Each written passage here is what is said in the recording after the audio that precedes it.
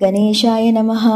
ఈశ్వర నింద అనే నింజమైన కార్యానికి ఒడిగట్టిన వాడికి ఏమి గతి పడుతుందో చెప్పే అద్భుత ఘట్టమే ఈ వీరభద్ర విజృంభణ.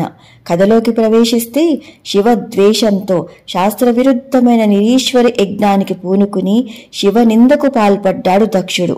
విషయం తెలుసుకున్న సతీదేవి రౌద్ర రూపంలో దక్షవాటికకు చేరుకుని, హే దక్ష, శివనింద అనే హేయమైన కార్యానికి ఒడిగట్టిన నీవు ఇక మీదట నా తండ్రిగా ఉండే అధికారాన్ని కోల్పోయావు అని అంటూ అందరూ చూస్తూ ఉండగానే అక్కడికక్కడే యోగాగ్నిలో తన దేహాన్ని త్యజించి సతీ అవతారాన్ని చాలించి తిరిగి తన స్వస్వరూపమైన శివశక్తిగా నిలిచింది.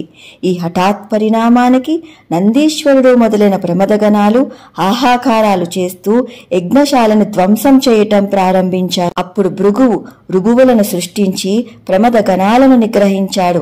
తక్షణమే వారు కైలాసం చేరుకుని శివునికి జరిగిందంతా విన్నవించుకోగా, వర్గుడు రుద్రుడై ప్రళయతాండవం చేస్తూ వికటాట్టహాసంతో అగ్నిజ్వాలల్లా ప్రకాశించే తన జటను ఊడబెరికి నేలకేసి కొట్టగా ఆ జట నుండి భూమి ఆకాశాలు ఏకం చేసేంత పర్వతాకారంలో కారు మేఘపు ఛాయతో అగ్నిజ్వాలల్లా ప్రకాశించే జడలతో సహస్రబాహువులందు అసంఖ్యాక ఆయుధాలను ధరించి మెడలో కపాలమాలలు వేలాడుతూ ఉండగా భయంకరాకారంతో 3 నేత్రాలతో వీరభద్రస్వామి ఆవిర్భవించారు. అలా ఆవిర్భవించిన వీరభద్రునితో, నీవు తక్షణమే వెళ్లి దక్షయజ్ఞ విధ్వంసం గావించు అని పరమేశ్వరుడు ఆదేశించగా, శత్రు భయంకర శూలాయుధాన్ని చేతపట్టుకుని భూమి ఆకాశాలు దద్దరిల్లేలా సింహ గర్జనలు కావిస్తూ కోట్ల కొద్ది ప్రమద గణాలు వెంట పెట్టుకుని దక్షవాటికకు చేరుకున్నాడు వీరభద్రుడు.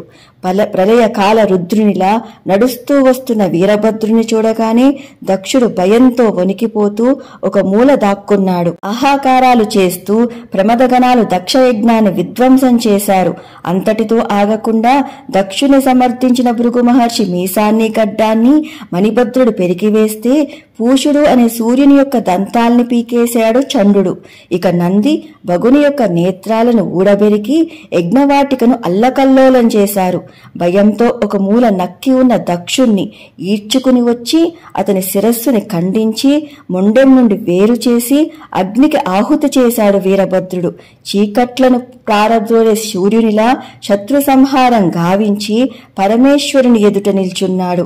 ప్రసన్నుడై శివుడు వీరభద్రుని ఆశీర్వదిస్తూ తిరిగి మౌనం వహించారు.